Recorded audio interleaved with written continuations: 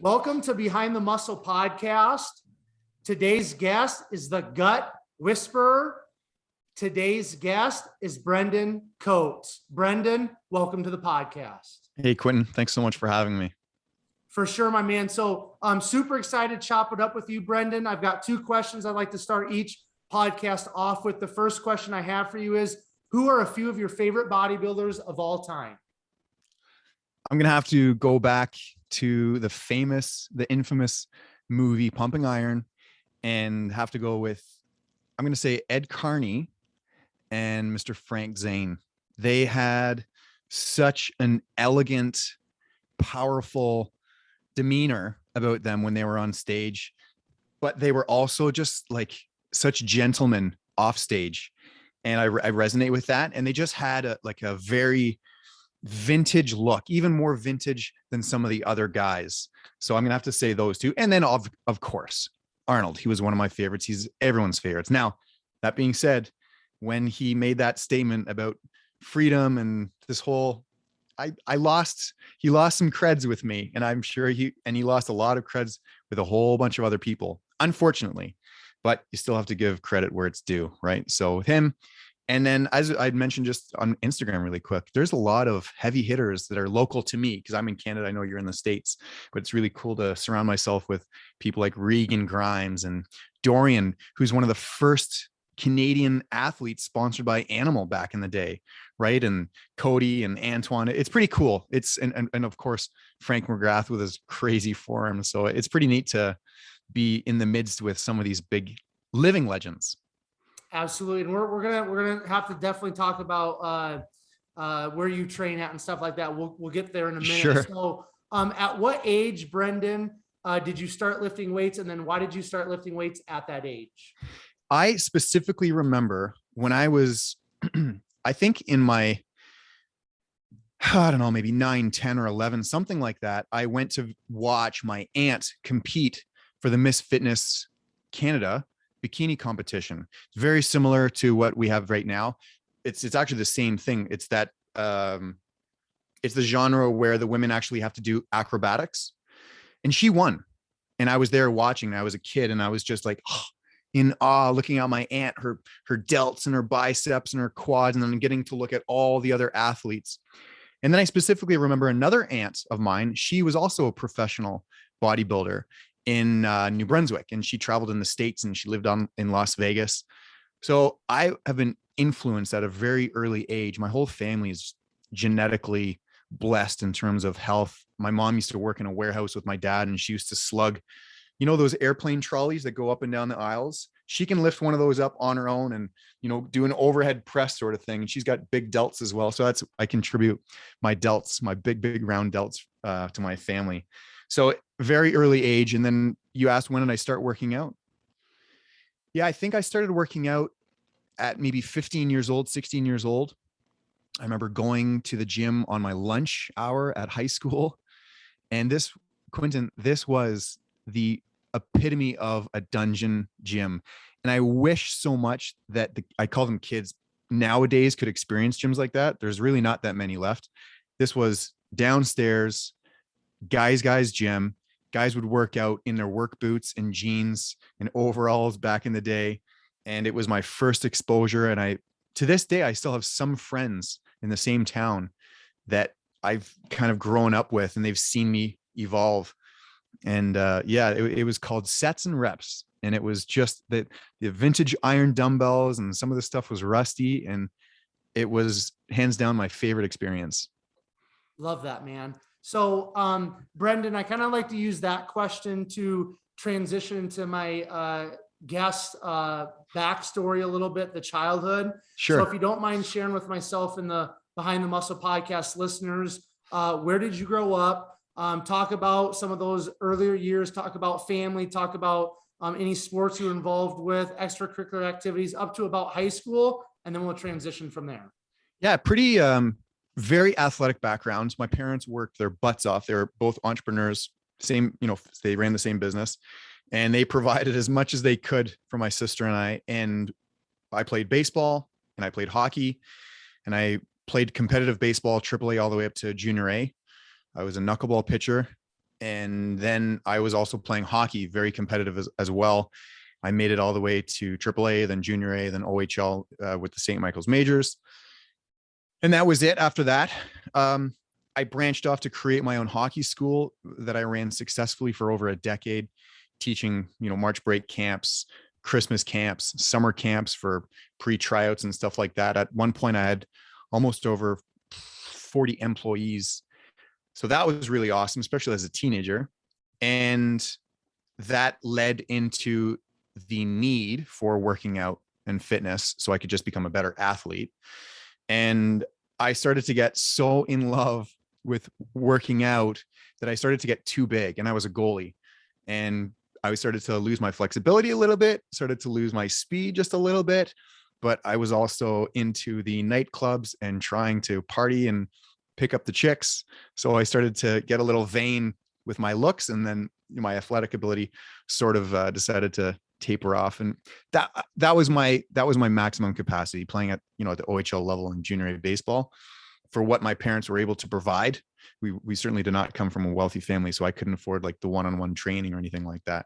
But yeah, sports background, and then that transitioned into working out, and then ever since it's literally been every day pretty much working out. So talk to me a little bit more, Brendan, about your parents. You said that they're entrepreneurs. That is, I'd say generally speaking, pretty uncommon for, a child or children to grow up with both parents being entrepreneurs. That's very unique. So talk about some of the maybe values or those things that your parents kind of instilled in you, whether verbally or just through you observing them. Just talk about your parents a little bit more, please. Yeah, sure. Honestly, there are so many people that have different stories, right? And, trauma and stuff like that. I did not experience any of that. My parents, it was a very loving home. They worked their butts off. Sure, there was times where they would leave first thing in the morning and we'd have to, make our lunches for school. And this was in high school, and, lock up the doors and go to school and come home, and they wouldn't be home until 5 or 6 or 7 o'clock at night because they're both working. My sister and I had to spend summers at their warehouse and work. My sister learned admin. I learned how to run a warehouse and, shipping and receiving and all sorts of stuff. So that was really cool because it set the tone for myself to become an entrepreneur and learn entrepreneurial skills and learn how to be your own boss, become self-sufficient, become very creative and resourceful. So that was really cool. My dad came from a broken home, so I think that was a motivation for him to not make the family sort of broken, divorce leading, it's 50% of all marriages end in divorce. So I was very fortunate that didn't happen. My dad did pass away quite early on. Like he died 3 years ago. So that has really helped grow the relationship with my mom and I. We are so close more than ever. And it's pretty cool. So, yeah, just in terms of the family, like they worked hard, so hard. And with me being in sports and now kind of transitioning, and I see other parents, and I'm working with parents and so forth, and I work with kids that are in sports, man, we don't know how good we had it being able to play hockey or just have equipment affording even registration. Like it's not cheap. So it really gave me a big appreciation for being able to play sports as a kid, but also just have a big respect for my mom now, and my dad, of course. Excellent. So outside of baseball and hockey, when you were growing up, was there another outlet, or was there other interests that you had, or is it fair to say that sports kind of consumed those younger years? That's it. We weren't allowed to hang out. We weren't allowed to go to the mall. We weren't allowed to have we weren't allowed to do just like hanging out stuff. And for me as a kid, I always just wanted to be with my parents. I didn't want to hang out with kids my own age. I just loved being with my dad. I loved going to his hockey games and baseball games. So, yeah, sports was the complete consumption of all of our time. Absolutely. From summertime to hockey and transitioning hockey, baseball. So that was it for me. So last kind of question, and then we'll transition from the younger years. But Academics, was that something that your parents stressed? And what did that look like for you personally? Oh man, school sucked for me.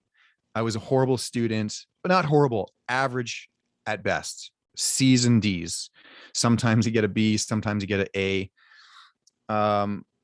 My reading was terrible. I remember being in the remedial classes for pretty much all of my academics, from math to English, always the general classes.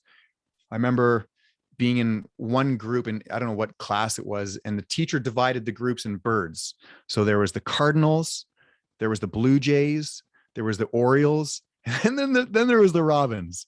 And the three of those birds were like the most beautiful birds and elegant, and they're the ones that soared. And here I am in the Robins group. We had to go to a different part. We didn't even get to hang out in the same classroom. We had to go into a different classroom.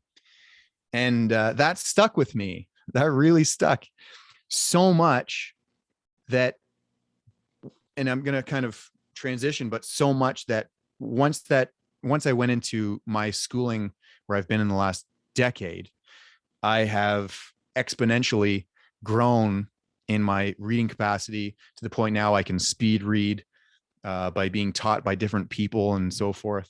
So I went from just complete average to now I've got a couple more years left, and I'm going to be a doctor. So that's anyone. I don't care if you've got ADHD or dyslexia. The moment you find your passion, that's when you can excel. And it doesn't matter what field it is. It doesn't even matter if it's aeronautics or going into the Navy, nuclear fusion, doesn't matter. If you're passionate about it, you can learn about it. So, and I'm excited to dive in a little bit more in terms of your passion and your learning. But before we get there, let's talk about when you were like in high school, right? When you're getting ready to graduate. I know you mentioned the hockey school. Was that really your passion at that age, Brendan? Or were you thinking about doing something else once you graduated high school? Once you graduated high school, what did life have for you? Yeah, I wanted to become a professional athlete first and foremost. I wanted to play hockey. And I went to the States for a tryout with the Danbury Trashers in the East Coast Hockey League. And that was the same year the first NHL lockout happened. And when I was there, literally on day 2, a whole bunch of new goalies arrived because they got sent down from the American Hockey League, because those goalies got sent down from the goalies from the NHL. And then so when I was there, I was like, oh fuck, I'm getting told I'm going to be sent home. Like, there's no chance I'm going to make the team now.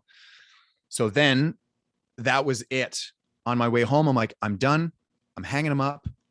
I literally reached my dream. My dream was to try out for a professional hockey team. So I did it. Definitely experienced a phase of depression during that time. It was, you dedicate your life for sport for 15 years of your childhood, and you've set this dream. And when you don't really accomplish it, it's tough, because then you're like, okay, now what am I going to do? Luckily for me, I still had my goalie school. So I was doing that, making a ton of money, helping a ton of kids. It was awesome. In high school, because I love to work out, I don't know how I did it, but I contacted an American supplier, like a distributor of sports, like supplements. And I opened up an account. They thought that I was a distributor in Canada. And, I just said the right words and stuff. So they opened me up with an account, and I was one of the first persons ever to sell Purple K. Purple K was a crealkaline creatine. And it was the first crealkaline creatine in the market. And they called it, not Purple K, Purple Crush. And the K was spelt backwards. And I used to sell protein and creatine out of my locker to other students so I could get my supplements for free. And that was another part of my entrepreneurial spirit. So I tell you, like, it's in my blood. I've always been doing stuff like that forever. Love that, man. So once the hockey school was done, or what, this is a better question, or maybe the direction I want to go. At what point did you kind of start discovering your passion, and how did you transition out of the hockey school? Not a lot of people know this story, so you're getting the goods. I think at 18 years old, I was I was dancing on a TV show called Electric Circus. You don't know what that is, but the Canadian audience will know what that was. I was dancing on that show on Friday nights, and it was cool. TV, right? I get interviewed and stuff like that. Obviously, physique had to be somewhat respectable so you can be appealing for the audience. And there was a tour of male dancers going from city to city to city to close by where I was. And I found out about it, and I'm like, I want to go watch. I want to go see what it takes. So I called my next door neighbor at the time. She was my best friend. We're both 18. Got to go into a nightclub you got to be 19, but we had fake ID. And I just wanted to see, like, do these guys walk around with like hard-ons the whole time? Are they naked? Like, how do they do it? Because I was involved with working out. I loved working out. So I went to go watch, and I saw these guys, and some of these guys had really cool shows and performances and very acrobatic and creative. And I thought to myself, I'm like, okay, I can do this. This isn't some far off pipe dream that there's no way that I could accomplish this. So from that day forward, I set off I want to be a stripper, but I need to work out. I got to get big. There's no way I want to be a skinny stripper, which I was when I first started. I was only like, I don't know, 22, 23. How big could I be at that age? And so the transition from the goalie school, I was working, we had a family sports store, and I needed money because we had just started up. So I wasn't even getting paid. I hated it. So I was literally working the store like 6 days a week, 40 hours a week plus. Sometimes I was bartending. And then I started to become a stripper. And I danced in total for 13 years. And that made me be focused to becoming technically a bodybuilder. In 2006, I entered my first competition and I won. It was called Mr. Chin Bikini. And there was like 20 guys. And it was based on physical. Plus you get to wear like a suit, like a formal wear. And then there's a swimsuit wear. And the only reason why I won is because during the swimsuit wear, I had a trick, and it was an Italian festival. And I actually wore Italian underwear underneath the swimming trunks. The week before, Italy won the World Cup.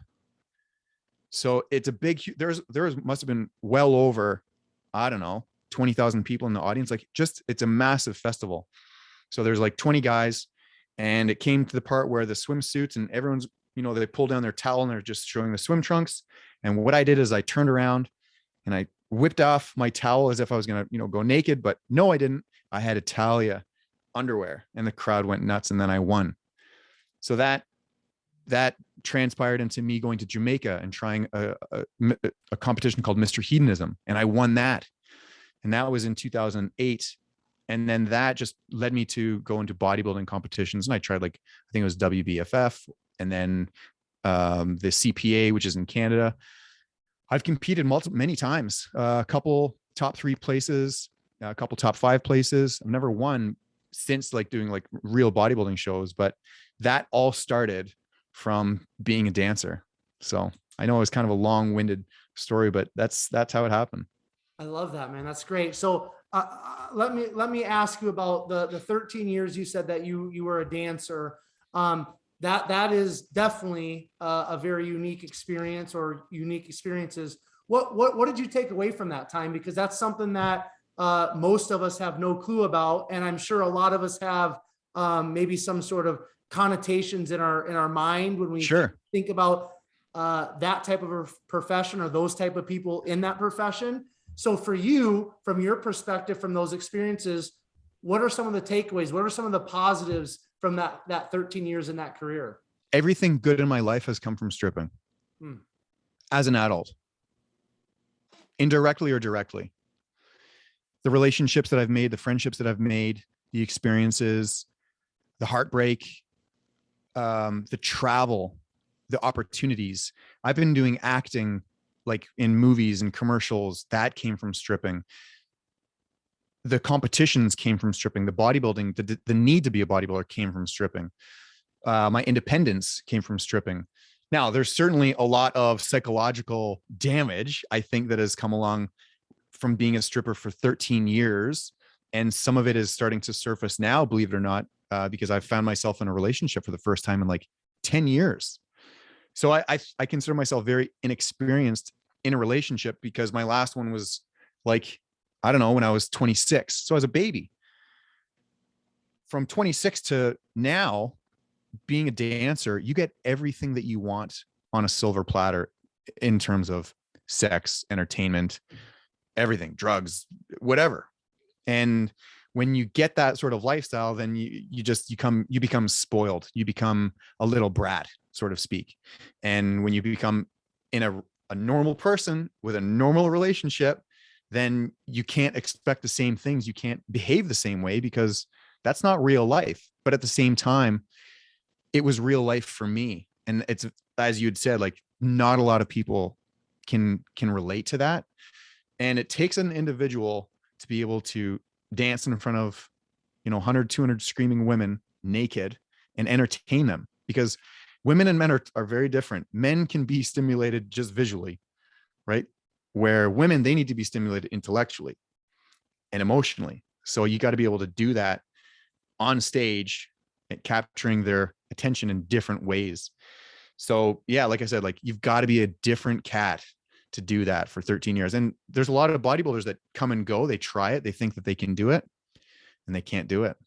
So there's I'm not going to mention a name, but you've even interviewed another person, and him and I share the same sort of story. So it's cool, because there's a brotherhood, and there's a sort of a kindredship with that, but both were happily retired. So So one more question about that profession. What do you feel like was the edge for you, or what did you bring to the table that helped you be successful and remain in that profession for 13 years?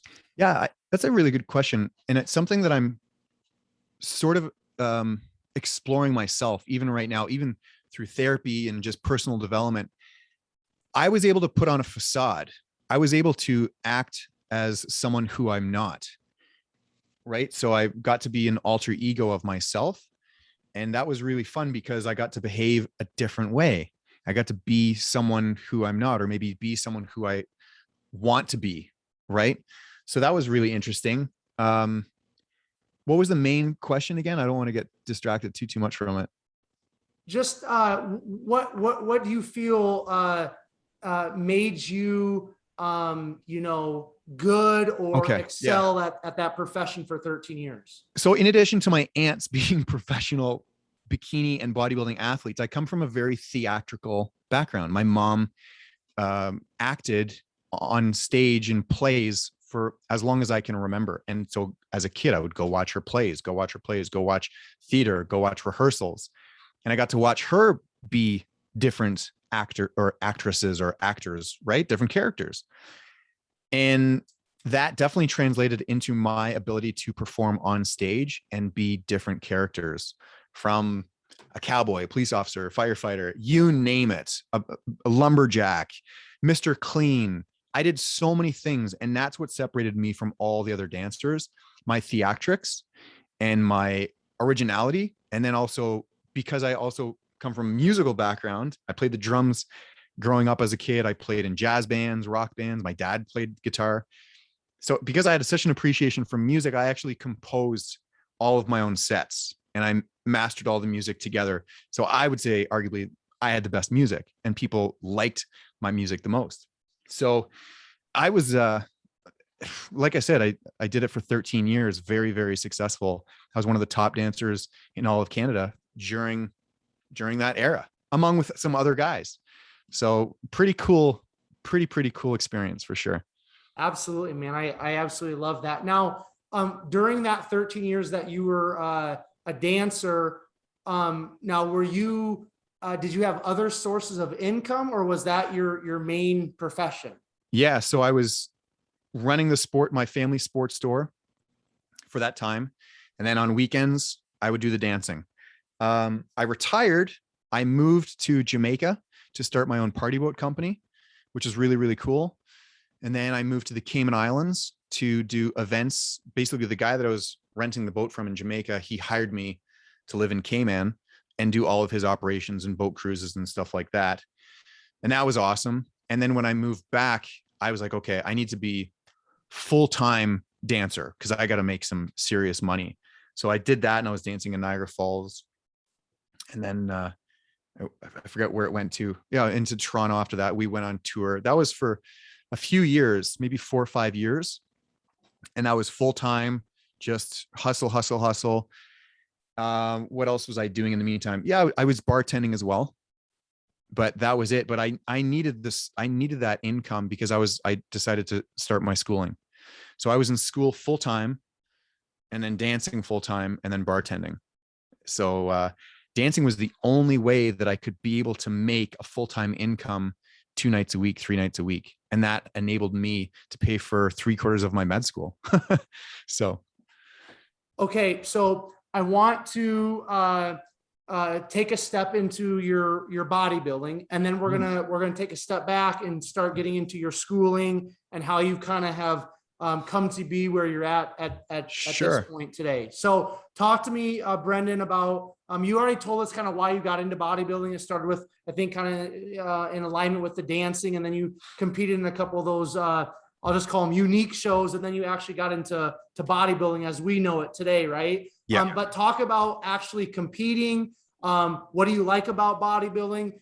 Some of the takeaways from actually competing, maybe some of your highlights of your competitions, kind of just wherever you want to take the bodybuilding talk, it's yours. Yeah. I love it so much. This shirt that I created is called Another Day, Another Dumbbell. I live by it.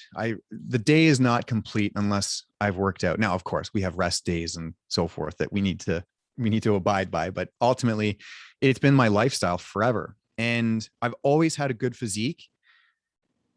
When I started dancing, it got better. And then the desire to compete just kind of presented itself.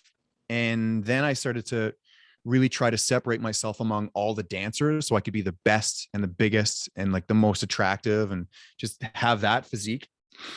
That turned into my business, which perpetually complemented one another. The better I was as a bodybuilder, the more clients that I would get, the more appealing I would get.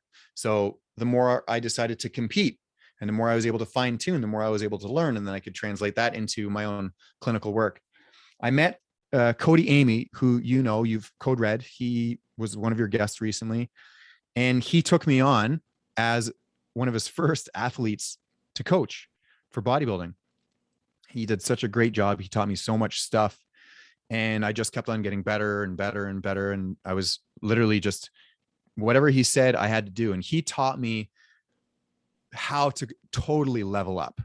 And up until at some point, I'm going to say maybe, 38, 26, maybe 8 years ago, 9 years ago. I can't remember when I met him, but from that day forward, like that's when things started to get really serious. From eating 3 or 4 meals a day. Okay, now it's 6 or 7 meals a day. Get a scale, start weighing your food, start supplementing even more. And that's when I started to really fall in love with it, because all of a sudden people are like, holy cow, Brendan, what are you doing? How are you getting so big? And Cody was always there, right? Kind of like a proud big brother, because he's like, this guy's really putting in the work. So he was a huge influence for me to become a really competitive bodybuilder and separate myself from a lot of people. So talk to me about some of the competitions that you've done, and did you ever or do you currently have any aspirations to earn your IFBB Pro card? Talk a little bit about maybe some of those goals in the past and presently in terms of competitive bodybuilding. Yeah, I've competed several times. I wish I had my medals with me. They're probably in another box somewhere, but I got a ton. I've got a lot of hardware. Like I was saying, a lot of top 3 and a lot of top 4 and 5 placements, from regional to provincial to national shows. I've done them all. And every time I got better and better and better. I loved it so much, but my challenge is, because I'm still in school, the amount of mental capacity that you need for either bodybuilding or your job, it's very difficult to do both. And my hat's off to the police officers and the nurses and some of these people that are able to do both. it's very difficult, right? And for me, because I'm getting my doctorate, I don't have the mental capacity to do both. I can't have even the 6, 7 meals a day. So right now I'm just in a maintenance phase. I'm trying to gain my weight back. COVID kicked the shit out of me mentally and physically, like I'm sure so many other people. And do I want to get my IFBB card? I want to become a doctor first. And that's what I'm working towards. And I can, for the first time in my life, I can see light at the end of the tunnel. It's been like almost 10 years. So it's almost there. And I'm really excited. Once that happens, that to me is like, that's going to be my IFBB card, sort of my doctorate, because I'm going to be a bodybuilder who's a doctor. Right. And that to me is like the ultimate dream. Will I compete again? Absolutely, for sure. I would love to step on stage again. Just right now, I've had to take a step back just because I got to focus on the school and my own business for that matter. Because as you know, bodybuilding is expensive. For sure. So just a couple more things about bodybuilding, and then we're going to start talking about the schooling and all of that. So now you, from my understanding, you actually train people like at the gym or online. Is that correct? Yeah. So I'm mostly all online. I work with clients who have autoimmune conditions, digestive issues, and so forth. It originally started as like a 90-day program. This is years ago. And it was predominantly based around just nutrition and training. And then I condensed that into a 30-day challenge. And that was also nutrition, training, plus some lifestyle tips that I have learned through the years and years of personal development. It's actually my book right here, 30-day challenge to a healthier, happier, stronger you. So because I started to kind of graduate from doing the online stuff, I wanted to make a book, because then I could just say, here, go buy my book. This is literally this is me in a book. So go buy that. And that allowed me to, make some side money and still continue with my schooling and so forth. So cool. Yeah, that was my main bread and butter. But right now I've got a couple clients that I do personal train, like one-on-one at the gym, but all the rest is just all online. Very cool. So I want you to talk a little bit more about Cody, because obviously he was a guest on the podcast not too long ago. Very humble guy, just super, super cool. But talk to me about maybe something that he instilled in you, or maybe that you've gleaned from him over the years of you being a client of his. What's some of the takeaways from Cody for you personally, Brendan? First and foremost, obviously nutrition and learning how to eat more, and just learning how to just force yourself to eat, because you got to eat to be a bodybuilder. You really, really do. Learning the dedication and seeing him, how steadfast he was, going to work, always bringing his meals, always eating his meals, and being consistent. I learned that from him. Before I never did that. I took my genetics for granted and my whatever. So I learned that from him. And then when we started training together, I learned what it was like to go past the point of comfort and start to visit places that are uncomfortable when you're training, and learning that those moments of serious discomfort are when you're growing the most, physically and of course mentally. And if you translate that into business, you're going to grow when you're being challenged. One of my mentors, Dr. John DeMartini, says growth occurs on the border of support and challenge. And it's so, so true. And I learned how to level up. I learned how to train with intensity. I learned how to hold reps. I learned how to, play with numbers of sets and reps and intensity, and learning how to drop set. And it was really, really cool to learn that. Like I said, whenever, and I'm sure every audience member that takes bodybuilding seriously, you learn from people from your teenage years to your 20s, to your 30s, to your 40s. You're always learning, hope anyways. And before Cody, I was training with some big bodybuilders. A buddy of mine that was in the WWF at the time, James Preston Rogers. So I learned from some really cool people and learned some good fundamentals. And thankfully, I had those fundamentals throughout my whole bodybuilding career. But like I said, Cody was really able to extract some new principles that I still obviously practice today. And it's tough, man, to be able to mentally do that day in and day out and just be uncomfortable and push yourself. Again, it takes so much mental capacity. That's why I've kind of taken a step back, because it's friggin' hard. It's so, so hard. And the people that can do it, and I've done it, but if you can do that day in and day out, like it's like being a stripper. It's like same thing with being a bodybuilder. You've got to be a different cat to be able to be a bodybuilder, because it's tough. That's a perfect combination right there. You brought that around well, with the stripper and the bodybuilder having to be a different cat. That's perfect, Brendan. So Pure Muscle, I know you I see on your social media, on your Instagram stories, you're training there. Obviously that's where Cody's at, and Regan, and Antoine and Frank, and just a whole cluster of great athletes and great people. Environment is everything, right? So Yeah. talk about that environment, and just what does that mean to you to have that type of a gym, that type of environment, that type of an atmosphere to be able to go to and train on a regular basis? It is hands down the best gym in the world, without question. And to be able to be a part of it, it's really special, because you get to see things that don't normally exist in real life. You get some of the machines that they have. It's really amazing. And one of the things that I unfortunately don't necessarily like about it is there's a big misconception among the general population that, oh, it's only for professionals, it's only for bodybuilders, and people have attitudes there. And I don't like that because I don't resonate with that. And it's unfortunate, because that's how they've kind of branded themselves, not in that light, but it's just there's a whole bunch of good looking guys and gals that are there, and they're professionals. So there's definitely some stereotypes that come along with that, but no, it's the Dorian and Noah, the owners, they're very humble guys. You can approach them anytime and talk to them. It's really nice to have them. They're always supporting everyone. And of course, there's going to be some personalities there that think their shit doesn't stink, and that's fine. Who cares? That's not your problem. That's their problem, right?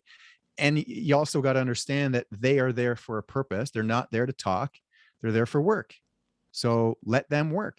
But there's a lot of real, normal, everyday people that work out there, and they are all there for the same reason. They just want to work out in an awesome environment. So it's, listen, I drive, because I moved from Burlington. I moved in with my mom to help her sell the house and all that stuff. And I drive 45 minutes, 3 days a week to go there, like 45 minutes there and 45 minutes back. It's worth it, right? The amount of toys and the machines, equipment, it's crazy. So I'm actually excited, because I'm moving back to town, so I'll be able to be there 6 days a week. But it's honestly the best gym in the world. If any of the audience that's listening, just if you love to bodybuild, back in the day, or still currently, the Mecca is in Venice, right? Is it not World's Gym, but what is it called? Gold's Gym. Yeah. So the new Mecca. Well, hey, and actually CT Fletcher's gym, that was, a lot of people wanted to go to that just to see CT Fletcher. But if you're in Canada, the new Mecca is literally Pure Muscle and Fitness. You can't even compare it to any other gym. It's crazy. Excellent, man. Okay. So I'm excited to really get into kind of who you are right now, who Sure. you're working on becoming. So you said you've been in school for 10 years. Tell me almost. Tell me why you started this experience, this journey of schooling. What's the end goal? You said you want to be a doctor. Just start sharing that and unpacking that with us, please. Yeah. So again, while I was dancing, I had some immune issues. I was always getting sick, always getting strep throat. I remember one time I was in the States at a NASCAR event, and after the event, like we were just walking down the street, and there's a whole bunch of vendors and all that stuff. And it literally felt like I had fireworks and a swamp erupting in my stomach. I didn't know if I had to shit or fart. Like, it was horrible. I literally needed to use the washroom at every single store that I walked past. And that moment I was like, okay, this is not normal. So at the time, a really good friend of mine, who's also a mentor, he's a PhD in functional medicine. we did a full gut reset under his protocol. And in addition to that, it fixed my allergies. Because when I moved back from Cayman Islands, it was like, I got hit by a ton of bricks. I had nose allergies. My face was like a runny faucet. So if I fixed that naturally through some supplementation and eating strategies and so forth. And that was the moment I was like, okay, this is really cool. Like, I'm getting healthier. Now my training is getting better.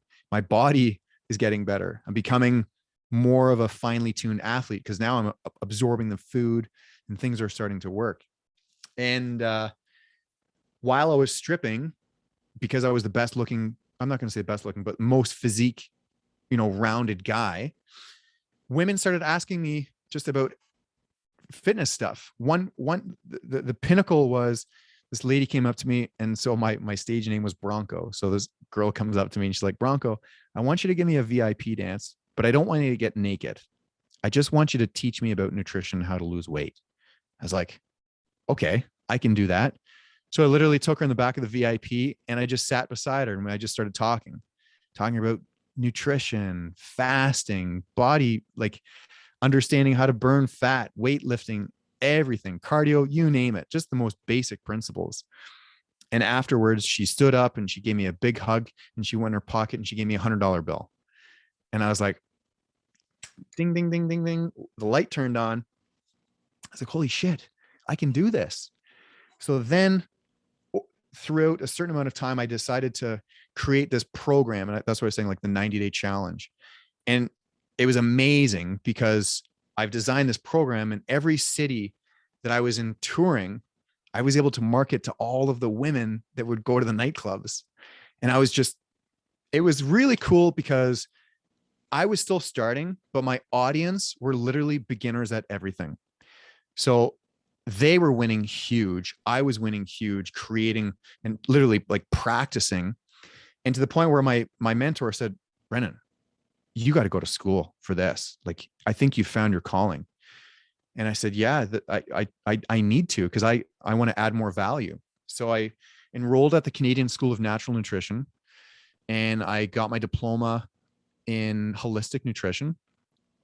And then I decided to enroll just in a couple certification programs, one with Dr. Tom O'Brien. I'm currently enrolled with the Institute of Functional Medicine, getting my certification on functional medicine. I'm just wrapping up my master's right now with Kingdom College of Natural Medicine. And I've just been approved to work on my PhD. So I have a couple more years left and then I'll get my doctorate. But that was the need and the desire to start to educate myself and get smarter and smarter and smarter, because I just wanted to help more. And I wanted to be able to treat and work with all different types of individuals. And I'm still in school from so much mentorship and so forth, but that right now has led me to be a gut expert because I'm studying, gut health. A mentor of mine, Bedros Keuilian, he wrote the book Man Up. I wonder if I've got it here really quick. Where is it? There it is. You got to read this book. This is I've already read it. I just finished okay. it. So Bedros, he's a friend of mine now, and he's coached me. And one conversation we were talking, he's like, Brendan, you know who you are? You're the gut whisperer. And I was like, huh, I am the gut whisperer. He's like, yeah, you are the gut whisperer. He's like, you're the man that knows people's guts. And so that was just a cool turning point, because here, this amazing guy, mentor, role model, he's having a conversation with me and he's like, dude, you're the expert with this. So it's been really cool because now I only work, not only, but I'll work with anyone, but predominantly everyone that comes to see me, they've got gut issues. And if they've got, let's say, eczema or an autoimmune condition or lupus or Crohn's or diabetes, whatever the case is, I always address their gut, because gut is the foundation of health. And if you've got a leaky gut, if you've got, right, the permeability of the gut, if you've got bad digestion, then you've got poor health. And because I know how to address and fix people's guts, then everyone gets healthier, whether you're a kid or you're an adult, doesn't matter. So it's so rewarding. I freaking love it. Every day is a holiday for me and every day is a work day. So, and it's tough because I'm working full time, but at the same time, I'm still in school full time. So it's really, really tough. It has its challenging moments, but it's fun. So what is your end game or your end focus in terms of being a doctor? You said something about adding more value. Like once you get that, that stamp of approval that you're a doctor, obviously that gives you instant credibility worldwide. But what is your end game? What is your end focus as you move forward in this passion? I want to write another couple books for sure. I want to go on stage and tour and teach and inspire. I actually created my own live event. It was supposed to be in person, COVID. So we did it virtually. It's called Living Legends and Leadership. And I had actually Bedros did a cameo, and I had a whole bunch of other incredible authors as guest speakers. And this was not about me. I was just the host. So I wanted to bring these amazing people. So I want to continue doing that. I want to keep on hosting this live event, an educational and inspiring event.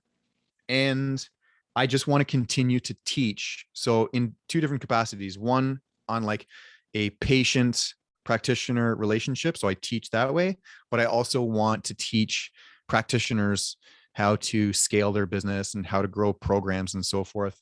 And ultimately I want to create my own curriculum. So. Excellent.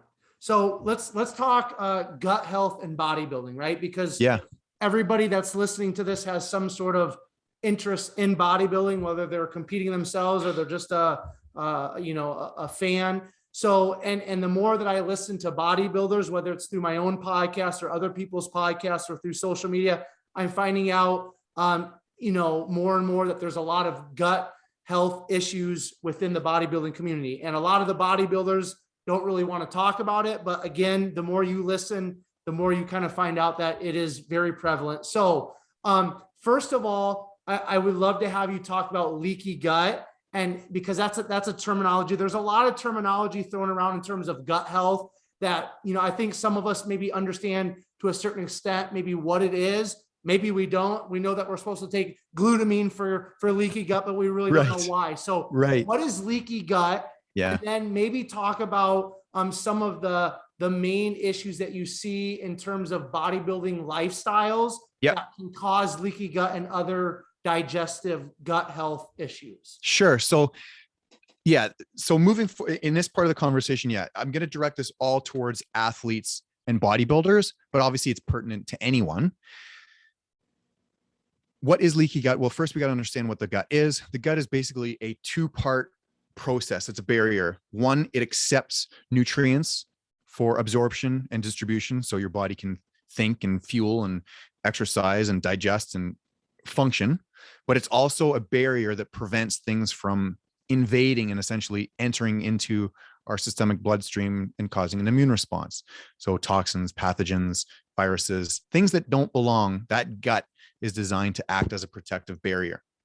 When someone has leaky gut, and unless you've done like a leaky gut protocol, everyone has degrees of leaky gut, sometimes transient, sometimes chronic, sometimes, temporarily, but everyone's got degrees of it. And what happens is that barrier, that process has been compromised. So nutrients aren't being absorbed the way that they need to be. And also things that don't belong are starting to be absorbed and circulated within the body. And when we understand that causes an immune response, that's going to cascade into systemic inflammation, joint pain, symptoms of expression that could be like skin issues, headaches, brain fog, you name it, diarrhea, chronic phlegm and mucus buildup. Like the list of symptoms that come along with leaky gut are almost every symptom. So everyone can express it differently. Basically, wherever your weakest link is in your genetics, that's where it's going to express itself. So I take a lot of pride and excitement in this because I'm a bodybuilder and I want to bridge the gap among bodybuilders and really kind of tie in and get them healthier and understanding how they can optimize digestion. Because think of the amount of money that these athletes are spending on supplements and food. And if they've got leaky gut, which 99% of them do, they're not absorbing all of that. So those expensive supplements that they're taking, they're not absorbing them, which means their body isn't being optimized. They're not using the full capacity of those products. The same thing with their chicken breast and their steak and their rice and their potatoes and their all of that stuff they're not absorbing optimally.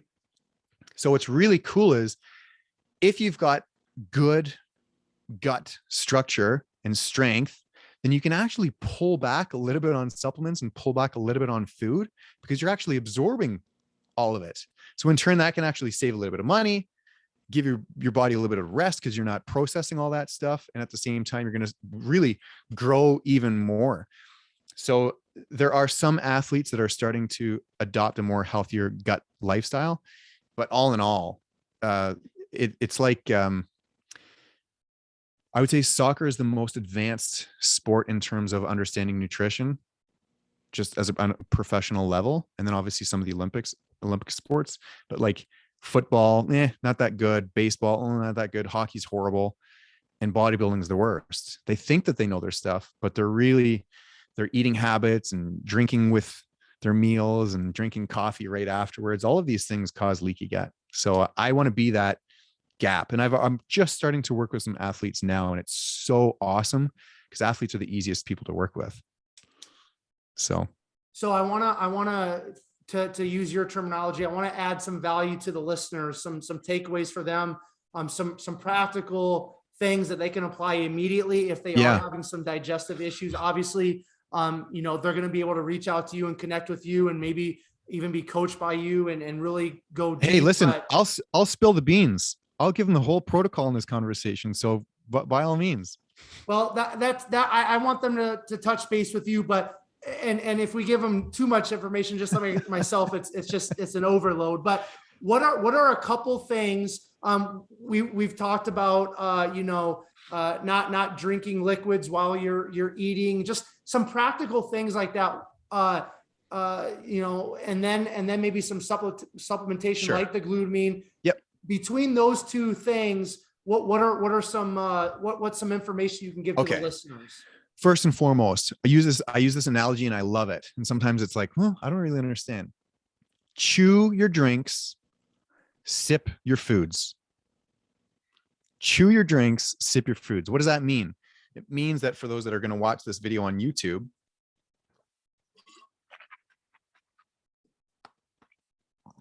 for the listeners, I literally just took a swig of water and I pretended that it was juice and I chewed it and I swirled it around my mouth. I stimulated the enzymes to start to secrete amylase, which is in your saliva. It is what's responsible for breaking down carbohydrates. And if you don't secrete amylase enough in your saliva, those carbohydrates don't get broken down in your stomach. Carbohydrates do not get broken down in your stomach. They get broken down in your mouth first, and then they start to get broken down in your intestine.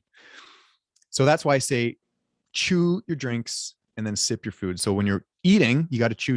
You got to masticate as much as you can. Turn that solid meal into a pulp as much as you can, because that's going to help with digestion.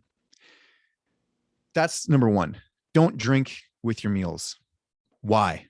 Think of your stomach as like a log burning campfire. And what happens if you put a bucket of water on that fire? It's just going to emit the flames and you're going to lose that heat. It's the same thing with your stomach. Your stomach has a chemical process that requires a tremendous amount of energy and hydrochloric acid, and among many, many other things. And if you water down that process, you're watering down the hydrochloric acid, you're watering down the acidity, and then that environment is not as acidic as it should be. And then as a result, you're going to get these undigested food particles going into the small intestine. And because you don't have enough stomach acid, the pancreas is a organ that actually responds to stomach acid. So the pancreas can't secrete all of those enzymes. And therefore, you're going to have even less nutrient absorption because your body's not releasing those digestive enzymes. Going down in the intestine, you've got these large food molecules that aren't being broken down. They're going to start to ferment, and they're going to start to putrefy, and they're going to start to emit gas. And which way does gas go? Gas goes up, gas goes down, right? And we've all experienced it. And if you've got gas going up, that just means you don't have enough stomach acid. And that's where people are going to have like esophageal issues, heartburn, GERD, et cetera, et cetera. And then on the flip side, if you've got like diarrhea, it's because there's not enough stomach acid, generally speaking. So that's why chewing your food is so important. And then not drinking with your meals. You got to try to understand like the digestive process in your stomach is going to last around from an hour to 2 hours of just staying in your stomach.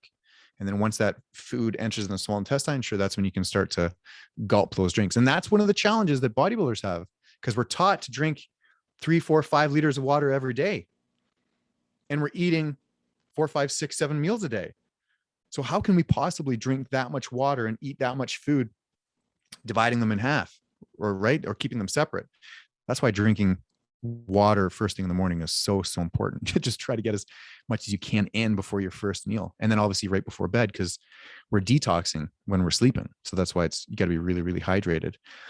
So for that, those are 2 basic principles. And then just in terms of supplementation, the easiest thing that you guys can do, guys and gals, if you're listening, watching, just buy a digestive enzyme with some HCl, with some pepsin in it. So it's going to be a plant-based digestive enzyme. It's got the amylase, protease, lipase, right? All of those enzymes that help break down those foods. And then it's got a little bit of stomach acid in it. And that will just help be a tool to help improve and increase the whole digestive process. That's what I always recommend. And then if you want something to support your gut, the best thing that you can do on an empty stomach is drink bone broth. And as you'd said, Quentin, you can add some glutamine and glucosamine in it if you want. So the active ingredient in bone broth, and it has to be animal bone broth, it's got gelatin tannin in it. And that actually temporarily puts a protective coating over the epithelial cells that line the gut. And that basically prevents anything from invading into the systemic bloodstream. So that's why bone broth, drink it as a primer before your first meal, and it'll just help prevent leaky gut. So those are 2 pretty basic, but very easy to incorporate practices. Chew your food. Don't gulp, gulp, gulp, drink water with your meals. And guys, get rid of the artificial sweetened drinks. Like, just drink water. Our bodies are made of more than 70% water. Our cells are more than 70% water. It's in your best interest. Just drink the water. Don't drink that bullshit, because it's all artificial and it's going to mess up your microbiome and all that stuff. That's a different conversation. Excellent. So for those athletes that are listening, or those people that are listening, Brendan, that take PEDs, does that cause issues with the gut health? If so, talk about that a little bit, if you don't mind. PEDs, are you referring to like stomach acid suppressants? What's the acronym on that? Performance enhancing drugs. Oh, right. Okay, my bad. So generally speaking, anabolics or performance enhancing supplements, they don't necessarily put a hamper or decrease one's ability to digest, but at the same time, the digestive process is the number 1 caloric requirement body system in the whole body. The digestive process requires the most amount of calories. So obviously, what calories you're putting in, it's going to require additional calories to burn those off and absorb them and so forth. But when you're taking performance enhancing drugs, it's like you're in 6th gear with nitric oxide. So you need even more. And actually, I've got a theory. I'm not going to go into that yet, but if you're pretend you're a car, if you're in 6th gear all the time on nitric oxide, you better ensure that you're putting in high quality fuel, because other body systems are going to break down, right? So it's so important to have good nutrition, but at the same time, supplementation. There's one study I'm going to reference. I don't know what year that it was published, but basically it just concluded that they did a study among 3 control groups. One was a group with just nutrition. One was a group with placebo nutrition, supplements and nutrition. One was a group with supplementation and nutrition. And they found that the group with nutrition and supplementation were exceeded in terms of levels and health and all that stuff. And the other ones were really, really poor. Supplementation is absolutely crucial for all people, whether you're an athlete or not, because the soil, the foods are very deficient in micronutrients. So we need to supplement, especially if you're a high performance athlete. And here's where my theory is. And Quentin, I'm sure you've even observed this. There are a lot of athletes that are ripping and tearing ligaments and tendons a lot lately. And my theory is that they are mineral deficient. They're not consuming enough liquid minerals and colloidal minerals, because minerals are absolutely integral for the rigidity and the elasticity of tendons and ligaments. So you're seeing all these guys ripping their biceps and their quads. And I don't need to name names. Like we've seen them very recently. They're not, because these anabolics and these supplements, they require so much nutrition and nutrients. They actually pull minerals from your bones because like your body needs them. And if you're not supplementing adequately with minerals, I find that I'm starting to see a lot of correlation with those types of injuries, the muscle tears, the tendons, and the ligaments. So all you bodybuilders out there, start supplementing with liquid minerals, because those minerals are absolutely crucial for not only cofactors in the absorption of other vitamins, but integral for the health of your joints and ligaments and tendons. Excellent. So now that's a perfect segue into what I've seen on your Instagram is that you have some of your own supplements. Is that correct? Yeah. Oh, dude, thanks so much for mentioning that. As a competitive athlete who has competed in open competition, yes, I have taken anabolics. I was a stripper. I took anabolics. It's just part of the industry. And every time I finished my cycle, trying to rebound, my numbers continue to get worse and worse, or lower and lower and lower, to the point where most recently my FSH was 0.2. Like, talk about shooting complete blanks at 38 years old. When I was studying pharmacognosy, which is the implementation and study of anatomy and chemistry of plant medicine, I learned about shilajit and tongkat ali. And shilajit it's a moss on the Himalayan mountains, and it's like a black paste, very nutrient dense. It's like a superfood. And then I learned about tongkat ali, which is a Malaysian ginseng. And I learned that these two natural herbs and plant medicines increase libido, increase fertility, like actually proven to increase fertility, sex drive, energy, fat metabolism, decreases cortisol, like all of these increases DHEA. And I was like, holy shit, I wonder if I can combine these two together. So I worked with one of my suppliers. It's a lab, and I was able to create my own product. And it's just those two ingredients together. I called it Man Up. And now I was taking copious amounts because I'm like, okay, I'm going to be my own research guinea pig. And I brought up my free testosterone 116%. Guys, no dose of HCG, Clomid, or Novadex in my post-cycle therapy has ever done that over the years of like a decade. 116% natural, in addition to that protocol. So I get guys that are taking it for post-cycle. I get guys that are just, dad bods that are trying to get healthier. Women take it. My mom takes it. And I don't know if you saw it, but when I received my first box from the lab, I was in tears because I was just so happy, because I realized one of my dreams was to create my own supplement line. And so I did it. And it was really, really cool to realize that. And I'm actually fulfilling orders right now. Every time I do a new order with the lab, I sell it within a couple of weeks. And it's cool because men are always refilling their products. So it's cool. It's really humbling and exciting. And I'm super, super proud because it's not only helped my life, but I've helped tons and tons of other guys. So it's cool because it's a bodybuilder thing, and guys can relate to that. And having low testosterone sucks. Oh man, does it ever suck? You feel like a little girl. You feel like a wimp, needy. You're emotional. You're depressed. You're not training the way that you want to. It sucks. And the only way to feel that amazing is if you're competing and you've taken anabolics, is to go back to anabolics. But that comes with ramifications. So this product is it's helped bridge the gap for a lot of guys. So And first of all, you should be very proud. Like you said, you're proud of it, and you should be, because it's an amazing accomplishment.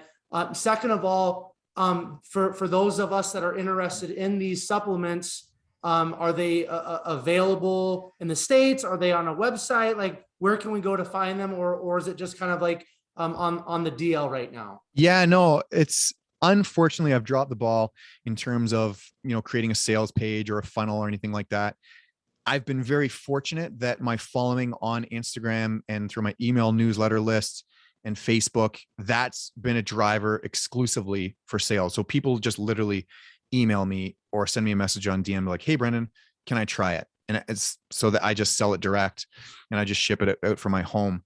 I would like to make 2022 a year where I can increase my sales. There's a couple stores in Canada that have requested some, interest in selling it. But right now it's just, through my sales directly through Instagram and Facebook.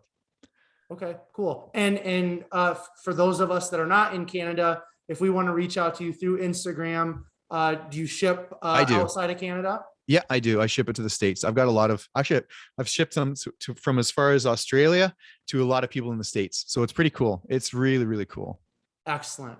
All right, Brendan, I want to be respectful of your time. We've been going for well over an hour now. So two more things, Sure. and then we'll wrap it up. First of all, personal development. That's something that you brought up at the beginning of our conversation. Personal development sounds like it's something that you've really been intentional about in your life. And I think that's probably really been a kickstart for these experiences that you're going through currently. So talk about personal development, talk about what that means to you, what that looks like practically, and maybe just some encouragement in terms of personal development for the listeners and for those of us watching. Yeah, it's unfortunately there's a lot of cliches and stereotypes that come along with it.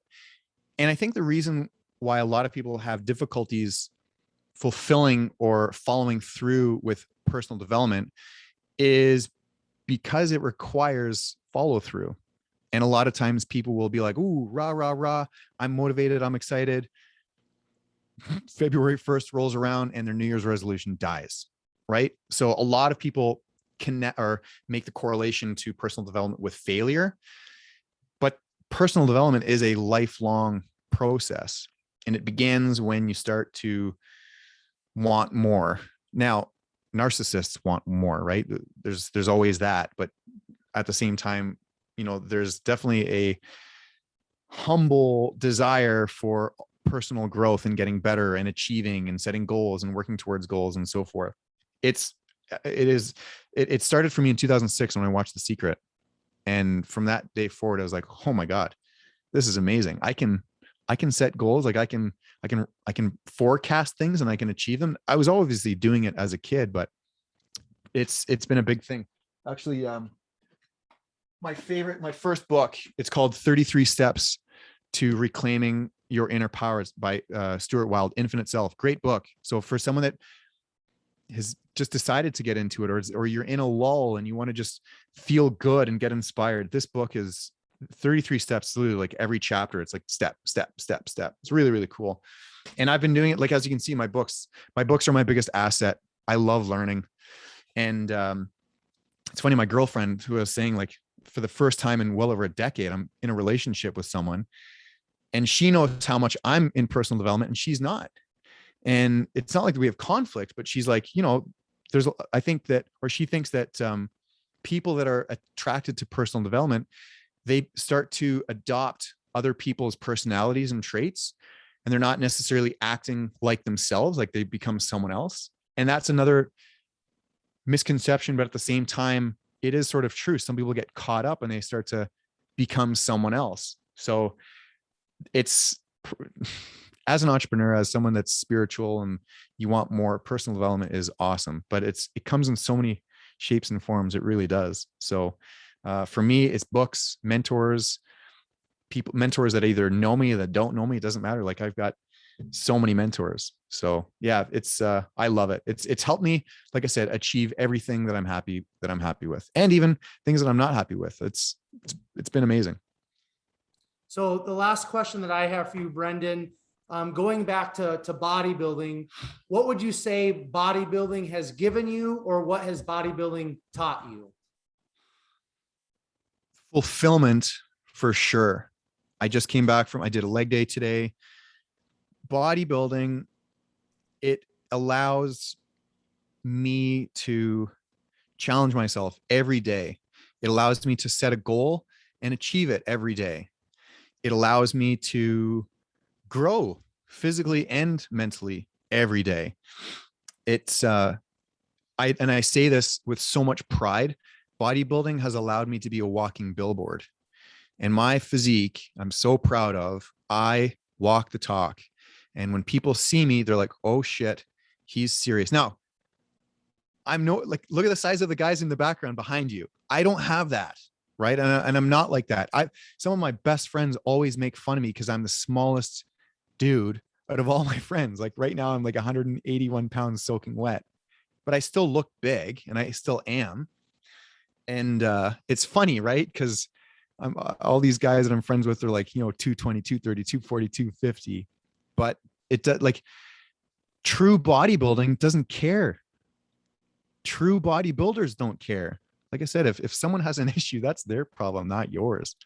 But to be a bodybuilder, I think it is the epitome expression of self-discipline. Now, there are so many entrepreneurs that are multimillionaires, and their expression of discipline is in business and finance and savings and investings, and fuck, kudos to them. I didn't do that, but my riches are in my physique and in my self-expression. So riches can be expressed in different ways, and the grass is always greener on the other side, right? There's a ton of self-made millionaires that have bodies and are unhealthy and they look like shit. 1 sec. Oh, that's Siri thinks I'm talking to her. Right? And on the opposite side, there's bodybuilders that have bodies like, Michelangelo's statue that are absolutely perfect, and yet they don't have a pot to piss in because they spent all their money on food and supplements. Right? So there's a happy medium. There really is.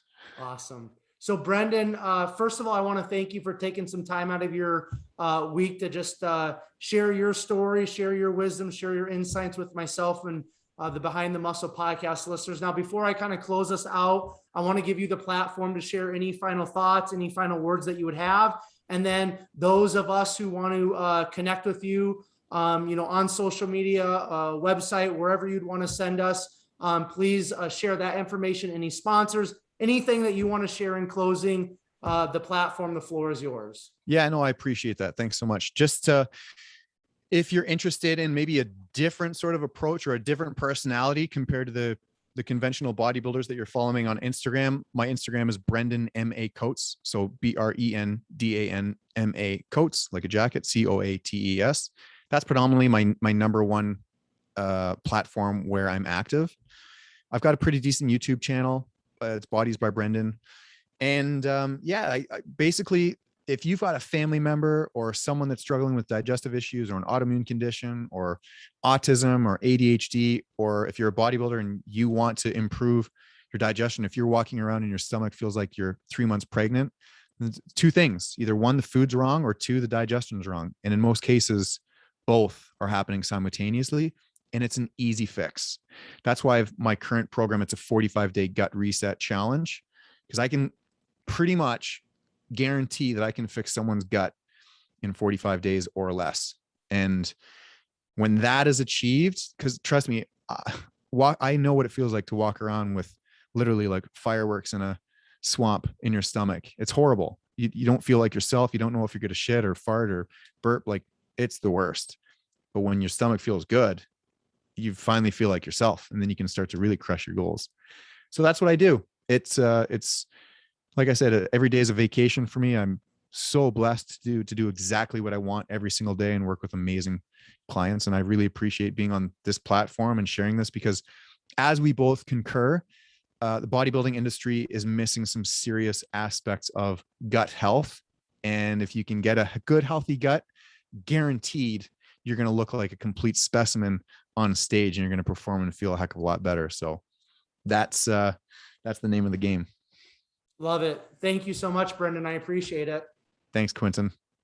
So all of you, once again, listening to Behind the Muscle podcast on your favorite podcast platform, or those of you that are watching on YouTube, I just want to say thank you so very much, because once again, if it wasn't for you guys listening, you guys watching, you guys supporting, the podcast wouldn't exist. So thank you so very much. Just a few things as we close out here. I would just ask of all of you, first of all, if you haven't done so already, make sure you hit that subscribe button on YouTube. That's very important, because I release all of these episodes first on YouTube, and then I'll release them on all the other podcast platforms. There's 5, 6, 7, 8 episodes a week that I'm releasing. So once again, if you want to stay on top of all of these Behind the Muscle podcast episodes, make sure you hit that subscribe button on YouTube. And then also, if you are on YouTube, please go ahead and hit that like button. That's really important just for the algorithm. That's how more people that are on YouTube will find Behind the Muscle podcast. They're going to listen and they're going to be positively impacted. And that's really my passion, is that the guests that I bring on, they share their stories and people are going to listen, and then people are going to be positively impacted. And then also, finally, if you are on YouTube as well, go down into the comment section and leave a comment. Why don't you just leave like your favorite takeaway from this conversation with Brendan? Maybe something that he shared that you didn't know already about gut health or digestion. Put that in the comments. Maybe it's learning about leaky gut, or learning about bone broth, whatever it was. Put that in the comment section, because I love getting your guys' comments. I love getting your feedback. It's always greatly appreciated. And then the final thing that I would ask of all of you listening, whether it's on YouTube or on your favorite podcast platform, take this specific episode of Brendan's and share it on your Instagram stories, and make sure you tag Brendan and tag Behind the Muscle. That way we know you listened specifically to this episode and found great value in the episode. Again, that's how more people, just like I asked earlier on YouTube, will find the podcast. They're going to listen and be positively impacted. And then finally, I will leave you all with this. Remember, behind the muscle, there's always a story. We'll catch you guys later.